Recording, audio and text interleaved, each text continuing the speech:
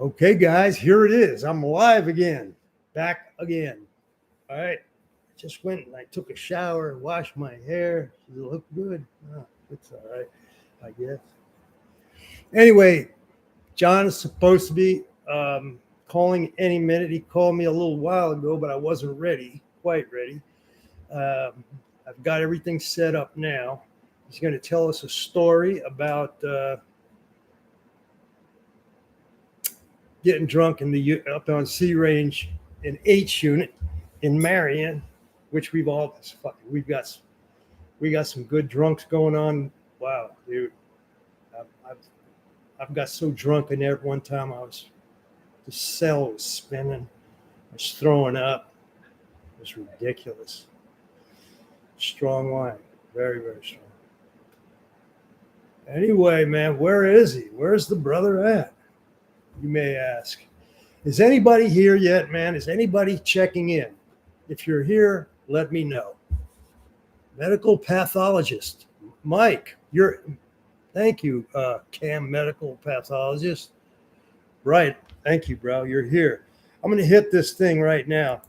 It says 100%. I don't know what that means. Do you see that? Do you see the 100% when I send it up like that? Can you see it?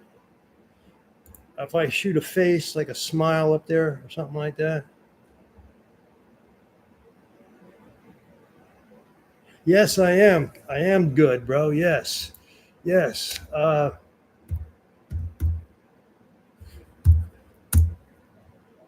Can you see when I send these like this thing up? I'm clicking on this thing that says 100%. Do you see that, or is that not seen by you on your side? I can't tell from where I'm at. No, you say no. Thank you, one down, five up. Thank you, my brother. Okay, so what the hell is this thing for then, man? There's something on the side of the thing. I can click it, but I don't know. What the hell, man? Gee whiz, I wonder what the hell it's for, dude. Let me see. Let me see something. Okay, community moderation, participants, moderation activity, timestamps, reactions, pop out chat. Let me see what that means. Pop out chat. What the hell does that mean? Huh. I mean, I don't care. I mean, I guess it's all right. Pop out chat. Okay. Oh no, we don't want that. We don't want that there. That blocks my face. That blocks my face. Yeah, so I don't know what the hell that is, man. I really don't. I do believe John will be calling in any second, man. Any second now. And this is great that I learned how to use this. I'm looking forward to sitting down and doing this now that I have it, Before I was like, this is boring, man. Like I gotta put this fucking what do you call it? The pad. What do you call the pad thing? I have to lean it up against my microwave, and I have to set my phone a certain way. And it was not the way that it's supposed to be done. You can do it that way. It's primitive as a motherfucker, but it's I'm done with it. Now I'm doing the real thing. I'm doing what I'm supposed to be doing here. Okay, I'm experimenting with all this stuff. Let's just say share screen. Share screen with who? Who am I sharing it with? Okay, so nobody. Apparently, if I want to share the screen, I have to have somebody already lined up to want to engage with me. And I'm still not 100% sure how that works yet, but I'm pretty sure that it ain't going to take long, like another day or so, man. I'm really happy. Thank you, bro. What the hell am I doing here? Okay, forget that. Forget about that. Hit enter. What the hell's okay? You don't want to do that again. That's not it. Yeah. So, man, I don't know what the hell this stuff here on the side is. You know what? It's not even there anymore. So I don't know what the hell I'm talking about. Okay, I just said yes. Okay, thank you very much. One down. Yeah, I'm going to start doing more of these every night now. I got to find more stuff to talk about. Listen. Let me ask you guys something. I live here in Philadelphia, and they got some crazy stuff going on down in. We have some crazy stuff. No, John hasn't gotten out of prison yet. He doesn't stand a chance of getting out until next June. But he still might call me tonight from prison. Um, Let me finish what I was going to say. I'm coming. I was just answering somebody's question here about John. I was thinking about going down to Kensington, the area that they call the Badlands, where all the people are homeless and they're shooting dope on the streets, and it's a carnival of. It's like a horror show or something. You know what I mean? The Walking Dead. It's pretty sad to see, but it's interesting to a lot of people, and some people have done content on that. In fact, there's a guy who does content on that, and he's no,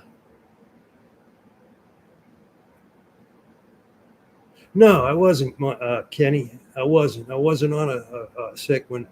Um, I just got tired of doing the same damn thing every day, man.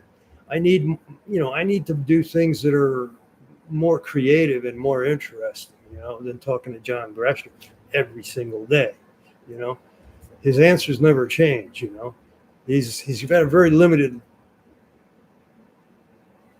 He's very limited in what he can talk about because he's always been in one place since he was 17 years old. There's not that much to talk about.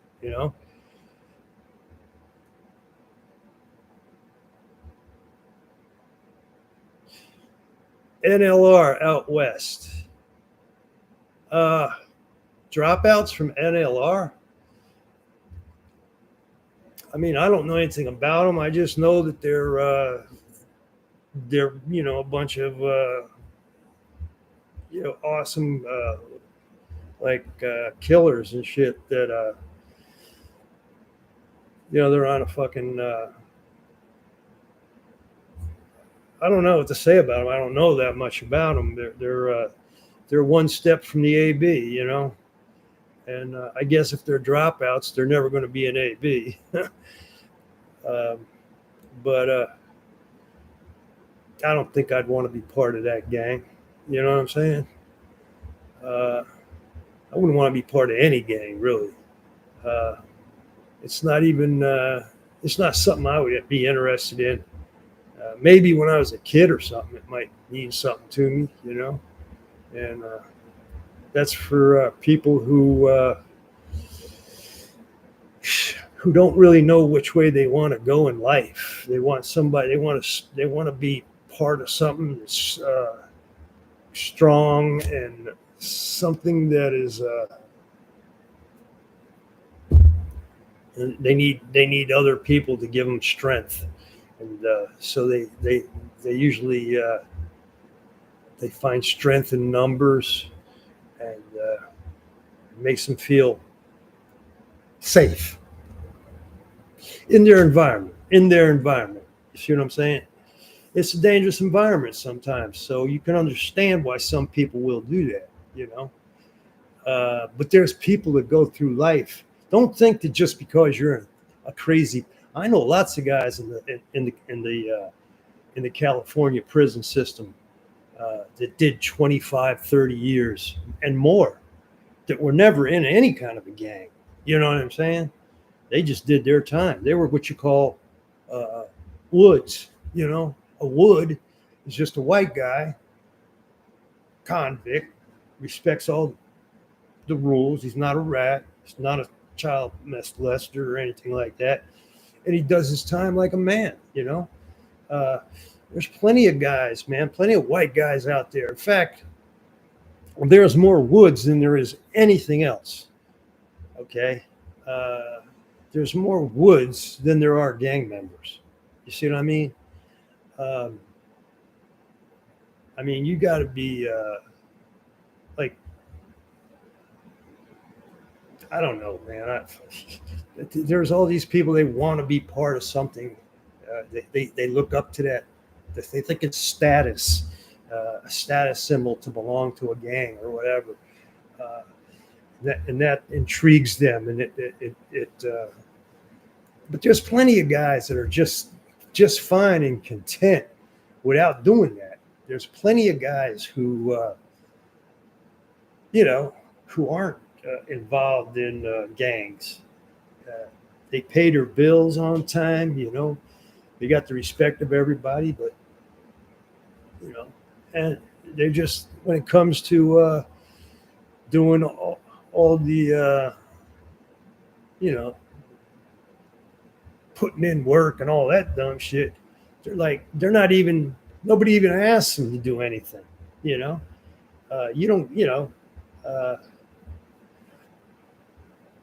yeah, it's not like if you choose to do your time, stand up and do your time. you know there's there's plenty of fucking Woods that do that, man, that just ride by themselves. They know everybody, and everybody knows them, and the people who want to, hey, Frothy Rip, how you doing?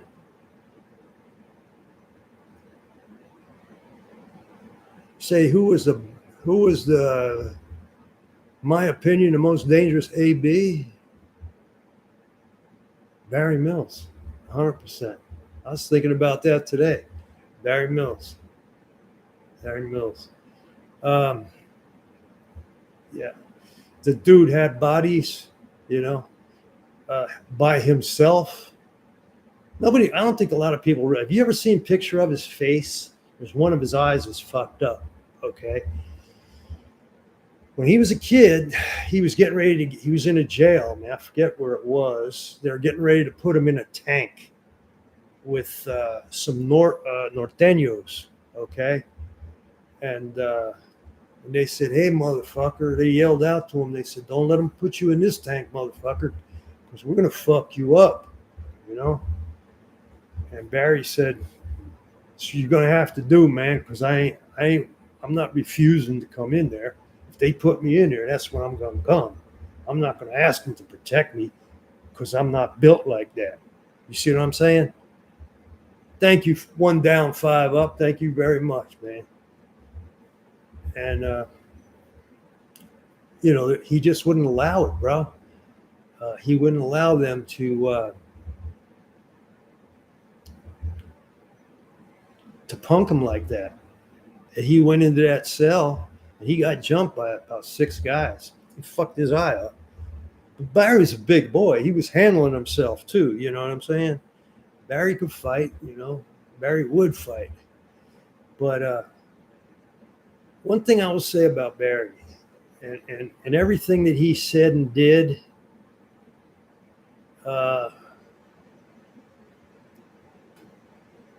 even John will tell you this too. He didn't really care about getting out of prison. He said that he was willing to die in prison as long as he was dying for the brand, for the AB. He was willing to die there. And he meant it. He meant exactly what he did. He didn't say it and then back away from it. He didn't do that. Everything he did in his life was what he said he would do, right up until the very end. You got to remember, man, when they were on that death penalty case in Santa Ana back in '06. Um, he basically, when they found him guilty, they have another, a second trial to determine the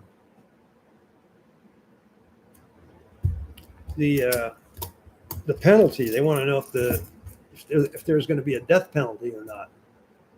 So they have another trial, and in the second trial, you can bring in hearsay evidence, which is not allowed in the first trial because it's a different standard of proof.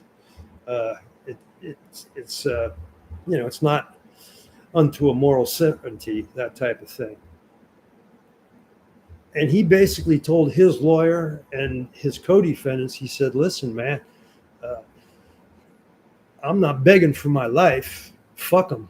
I ain't snivel. And I don't expect the rest of you guys to snivel. In other words, hey, we did what we did, and I ain't gonna beg these people for my life. If they decide to kill me, we'll just die. And that's what he did, man. But they did not give him the death penalty. And they all got lateral life. They went back to ADX on that mountain, on the side of that mountain in Colorado. And he got put in that box. And he sat there for, I don't know, I'm going to say another 12 or 13 years before he died in his cell at the age of 71. He did what he said he was going to do. He lived up to everything that he said he was. While other people were running and hiding and trying to make up stories and come up with reasons why, they shouldn't. He didn't do any of that, And that's a very, very different type of human being. Very different than a lot of people. And I will say that about him. I'm not saying I agree with everything he did or he was on one, man. He was on kind of a sick power murder trip, He loved it. He loved the excitement of being involved and being who he was in his position. And SP, we're talking about Barry. Aha, I think I hear him. Hold up a sec. Here we go.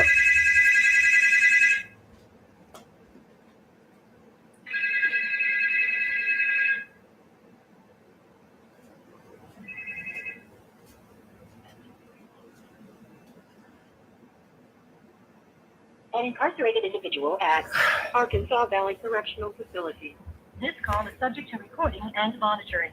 To accept this free call, press 1. To refuse this free call, press 2. If you would like, thank you for using Securus. You may start the conversation now. Hey, what's up, John? How you doing? I'm good. I got the right. I got the show up and rolling right now. All right. We're already actually into it. We're into it 18 minutes already. We're into it for 18 minutes. Okay, so, but I'm not actually live. I'm just being taped. No, yeah, right, exactly. Because I can't do that live. Okay, let's number. No, I'm taping everything, dude. No, that's what I'm saying. Just as long as you're taped, because I authorize you to use it. However, right? Right, it's but tape. It can't be nothing actually live. As long as we're like that, we're good. No, we're not. We're taping it, bro. We're just taping it. Okay. All right. So, I was talking to you earlier, man. You mentioned Tommy. Tommy's a good guy, man. I remember him. I ain't seen him from late 70s or 80s. 1980, man, like 40 years ago, right? Talking about Bobby Castile? Bureau, the control. Talking about Bobby Yeah, Castile. Bobby Castile, yeah. All right, Yeah, out of Fresno. Yeah. from Fresno. He, we were all on C range in the control unit at Marion at that time. And he was down there doing a jolt on that case he picked up in Lombard, picked up a manslaughter in Lombard, right? Anyhow, we were all on C range. You know, man, it was wintertime, cold, lots of snow. And you know how the control unit at Marion, all of Marion actually had them louvered windows. You could open them up, crank them open and shit. Yeah. So, you know, Bobby's down here, me, I think Clay Fountain, maybe Vicious Aloysius, Larry Bond. Vicious, yeah. Speedy West was there. And there was an Indian dude there, we call him Chief, I forget his real name. There's a lot of us there, just young, wild motherfuckers, right? So at that time, they had the unicorns, you know, the work gear Right. on C range. I don't know if they also had one on D range. Yeah, they did. Also, but it used to be on Charlie range. Well, they did eventually, but I don't know if they actually had it there at this time yet. Oh, okay. But I know there was one on C range, Charlie range. I know later on they put one on D range, right? Anyhow, they were trying to get everybody to wear the fucked up old, you know, government shoes, low-cut shoes with the steel toes with the big painted yellow or orange toe to show that they're steel-toed shoes, right? The working unicorns, you don't drop nothing on your feet, you know, all that, right? Yeah. Somebody just got a hair up their ass. We wanted to wear these shoes. They had a bunch of shoes. Now, were you ever on C range? C? C? No, I was on D. Yeah, Charlie range. Were you ever on C? No, Charlie. Were you ever on Charlie range? No, I wasn't.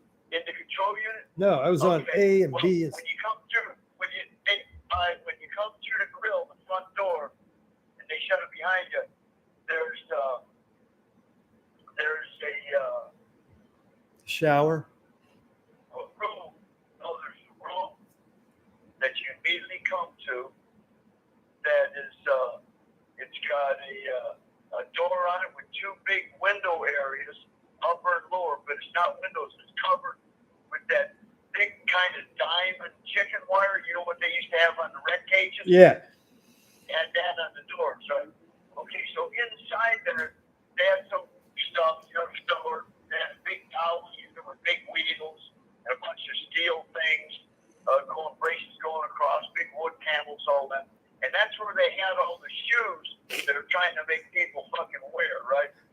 Yeah. So we busted off a batch of booze. I think I had some weed too. We were smoking some weed. We're drinking motherfucking booze, right? And we're starting to get lit up real good. So we're going, you know, it's good. We're going to get rowdy with this shit, right? So, and this was like on a weekend, like maybe a Sunday, maybe a Saturday, but maybe it was a Saturday. And because there was no work at that time. No unicorn. That was just Monday through Friday. All right. So we're getting fucking loaded. We're running around out of the pier. And Bobby, I don't know if he started passing out and going to sleep yet, right? Yeah. And but everybody slept. So we got the fucking louver windows open. It's blowing snow in. There's like a blizzard outside out onto the range on the tier. Right. And we're getting a bunch of snowballs. And we're blasting motherfuckers with snowballs in their cells. And we're blasting Speedy. Speedy's got his sheets tied to the four corners of his front cell. On the bars. Yeah. We're blasting him with snowballs. Right? Oh, wow. Cutting us out. You know, so we're just having fun, right? So then we got this idea, man. Let's get into that storage room and get this motherfucking dolly. Because the cross struts you got like the regular dolly that you pick shit up on. You got the tires with the axle. And then you got the handles that come up that are steel, and then wooden handles. And then you get these cross sections that run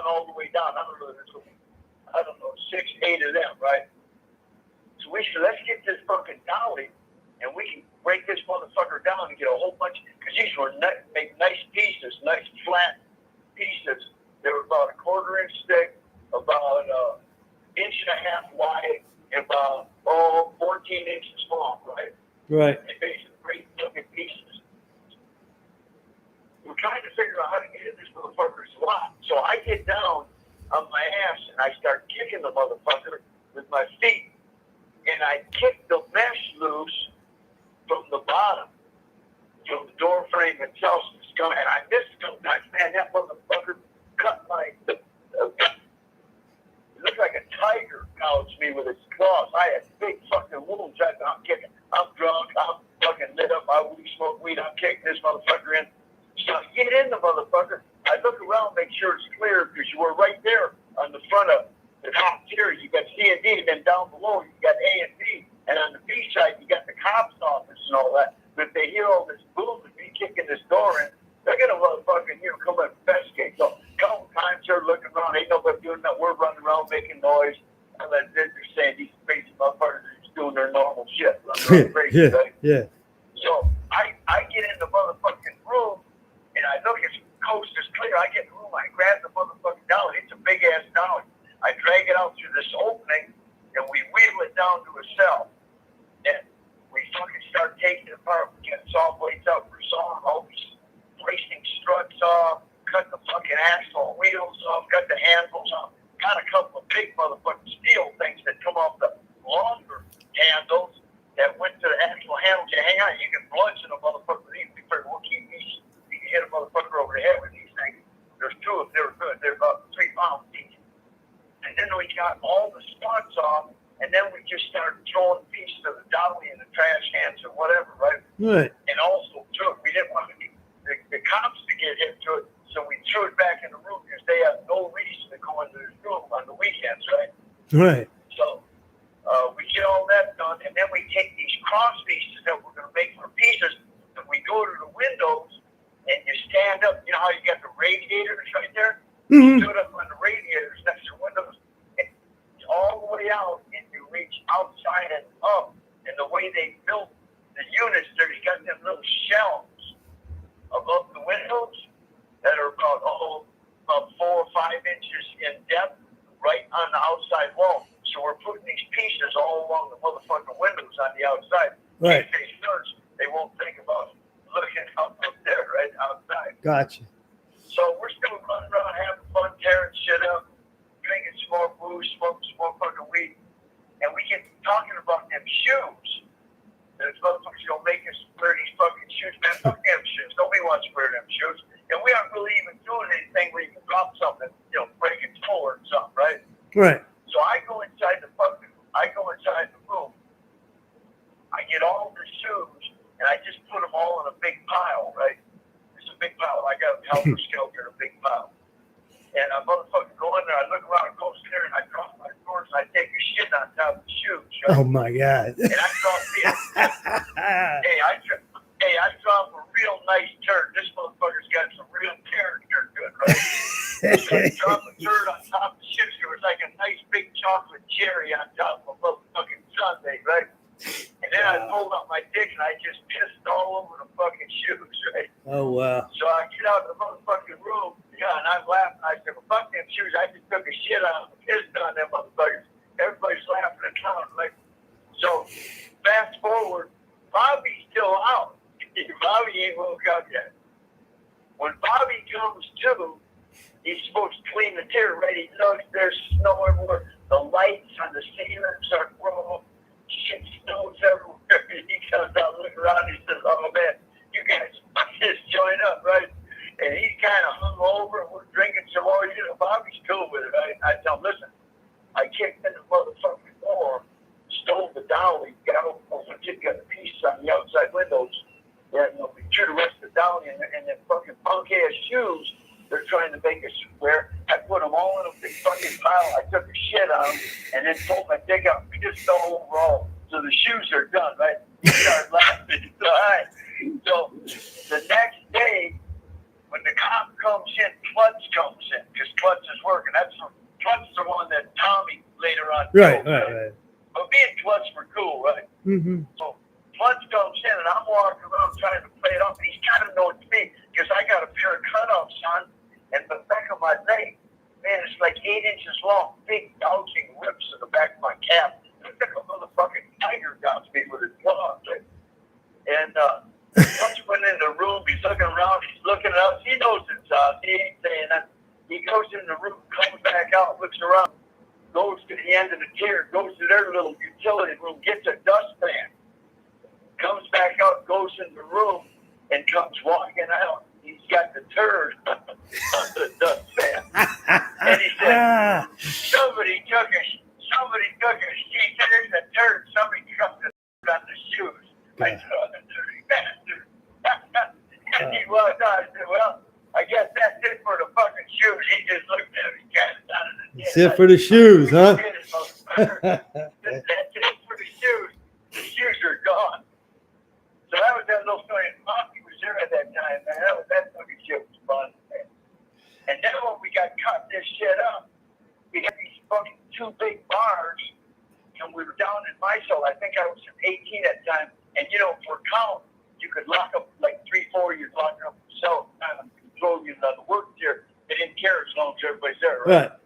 So we were doing shit in my cell, and we put these 2 big braces in that up, and they were on the bed. We were sawing shit up. And I said, oh, here comes the cops, man, stash shit. So the cop told us, all right, all you guys step down in the shower. We're going to couch in the shower. We said, all right. So we go down and we get in the shower. And the Indian dude, Chief, says, oh, fuck. I said, what? He says, them 2 big plugs? I said, yeah. He said, fuck, John, I let them land right on top of your bed. I said, oh, well, that don't sound good. Maybe he'll miss me. He didn't miss him. He went down, did his count, came walked back and looked at me, got these 2 big sticks. Cuffed me up, took me down to the back of B-range, right? Yeah. And, you know, ended up being ignorant and still contraband fucking case. You know, they couldn't tie me to the fucking dolly, right? And, but yeah, Bobby was up on the fucking range with us at that time. That was funny shit, man. We fucked that shit up. Yeah. Got rid of them shoes, too. I tell you, I remember one time. You know what I mean? I remember one time where you guys, you and Larry Vaughn, and I don't know, I forgot who else. You broke all the windows out on A range. You were out on the rec yard and busted. Remember what the fuck was that? Who was with you? It was me, Larry Bond, Clay. Clay was with you, right? Tumbleweed, a whole bunch. Tumbleweed, right? Yeah, there was a whole bunch, but what it was on this particular, are you thinking the time we broke them and lit them on fire on our motherfucking goddamn cells? No, man, you were on the rec yard, bro.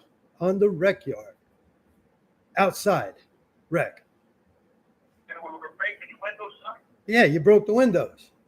I remember doing something like that kind of thing. We were breaking a lot of shit in that slammer back in the day. Yeah, I mean, Breaking one shit of the up, right? one of the many crazy fucking things, right? That you were involved in. Yeah, Oh, you. yeah, I no know it was question. you. I know it was No question. you and Clay Fountain and Larry Vaughn. I don't know. Maybe what do you call it? Was with you. Tumbleweed. He might have been with you. Yeah. Because when we lit the motherfuckers on fire, when we got burned in A-range that day, that time was when they called me up to D-range to the law library. It used to be on the outside of the rec cage right there on D-range to the law library. And the black dudes, Jerry McCullum, Frank Lewis called me up there. And PDR, Ty Barnett was there, Little Matt, Homer Ray, all of them. That was when D-range was also a unicorn gym. They called me up and they said, look, John, we're going to do a fucking strike because Lenny Graves, the new unit manager, comes down here and he's fucking everything up. Even the cops that run the work tiers down there, the control unit are mad at them. So we're going to do our own work strike, but also in solidarity with the one going out of the main line, right? And what we need is for you guys downstairs making sure those camps come up here and take our jobs. If they kick us off the stairs, let's don't worry about it. We got this shit. I got A-range, ain't gonna be no scabs. I'll give the guys the B-range, ain't gonna be no scabs. They still okay, cool. So I went down, explained to everybody on A-range, so there ain't gonna be no scabs. Howard over to a back boots and do over on B-range. scabs. He said, don't worry, Johnny, ain't gonna be no scabs. Okay? No. Okay. These guys are gonna do a motherfucking work strike. They can't have all the fun. So we're down in A range. We ain't got no work to do. We ain't got shit. But we're gonna crack this shit up on our own, right? And that's when we tore that motherfucker up. Burn all the windows out of the box cars, fucking burn everything, flood everything. That's why they're out all night long with fire hoses and fire extinguishers, putting the fires out. Next morning, they arrested me and Wade, I think Tumbleweed, and took us to the back of B range to disciplinary cells back there. And that's what kicked off like month and a half long demonstration down the control unit. Shut the whole control unit down for like a month and a half, right? Mm-hmm. And which resulted in me and Clay eventually going to events, getting in the fight, getting back to fight space flying and all the riot gear where we got their gas masks and helmets on and shields and clubs. We got to fighting with them back there and all that. They couldn't get us out of there. We were on the second tier. We're on a catwalk. There ain't even no railings. They just come in a line one at a time. And man, I'm beating them right there. I smashed their riot shield with a bucket of paint. They ain't even got a shield. I got the shield. I got the only shield now. And I'm fucking banging with these motherfuckers. They're trying to retreat. And they couldn't even find it. The peace treaty with us after about 6 fucking hours. That dude, Pete Early, the author, he mentions that in his book, but he says, we got the riot gear and all that. They opened the door and we ran out and rushed. We got to fight for about 10 minutes and they captured us. That's inaccurate. What happened? They came in 2 different times on us and we run them out. They just couldn't get us. And then finally I told Lenny Graves, Lenny Graves, unit manager, John Clark, the AW, you want to resolve this, you two, because you motherfuckers started this shit. It was peaceful. You started this bullshit. You two come in here, me and Clay will fight both you motherfuckers head up, and then it'll be a change cool. No, we can't do it. You can't do that. If you want to pump your nuts up, get up in there. No. So finally, they just had to cut a deal with us after like 6 hours.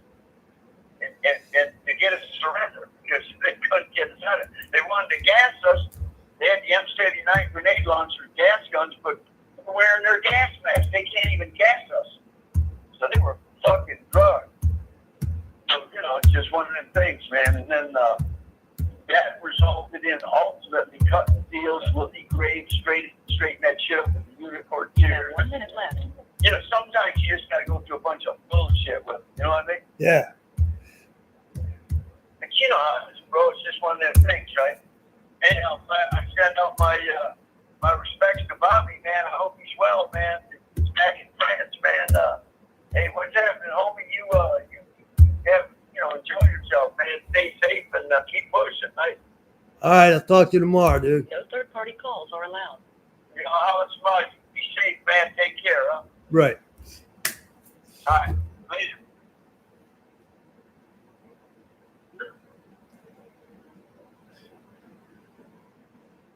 I heard that story a million times.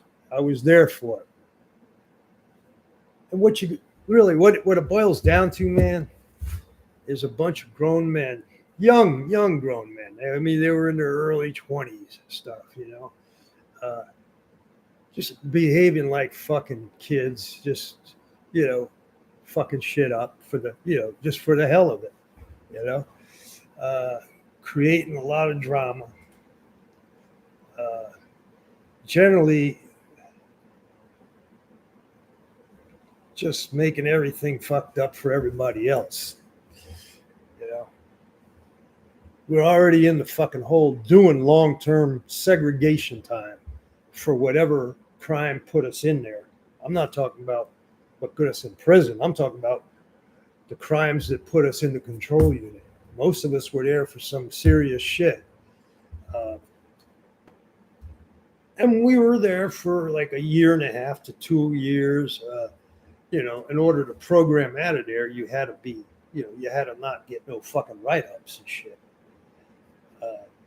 These guys got write-up after write-up and never stopped. Clay and Tommy never stopped until they killed the 2 cops in 83. 83, I think they killed them. Yeah. I mean, and after that, they never got out of prison again. You know what I'm saying? So, you know, John, I think he was in there. He was just doing, you know, just fucking up, doing things like he's doing, you know, just being a juvenile delinquent, you know. And until I think 84, when they sent him to Leavenworth. And he said he was only in Leavenworth for 4 months before he killed that dude in front of the warden. And he got the 2 life sentences. He went back to Marion, and he was in Marion until they sent him to ADX. And Marion was the Supermax, all right? He stayed there from, I guess, 85 until they opened up the Supermax in Colorado. He went there, right? And he stayed there until 2003. So you figure 94, he was there for like 20 more years, 20 years. Then he went to the California system. They sent him to the California system for 10 years. And they sent him to Colorado after that. And that's where he is now. He's been there about 10 years. So we're talking about shit that happened over 40 years ago, where they were just clowning the fucking staff and behaving like fucking juvenile delinquents, you know, and you know, just making their life more miserable. And like I say, he's what, 73 now, and he's been in prison for 56 years. I mean, this shit isn't cool, man. You think I want to sit here and talk about this shit every fucking day, man? That's the reason I want to stop, you know, change this fucking channel, man. I don't want to talk about this shit all the time. Shit's ridiculous, man. It really is. Anyway, let me finish by saying that I'm glad that everybody's back and that I finally learned how to use this goddamn computer, and that I actually have people I can communicate with during these lives. I think it's cool, and we'll do a lot more of them. I want you guys to come up with some stuff that you want me to talk about. Let me know. Send me an email. Whatever. You know, all my shit's there. Should be. You should be able to find it fairly easy. Yeah, my Mike Marino 601 at Gmail. Not hard to find me. And I'm going to close it up for now. And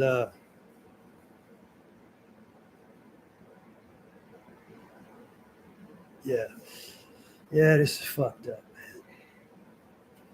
All right, guys, I'm going to end this for now.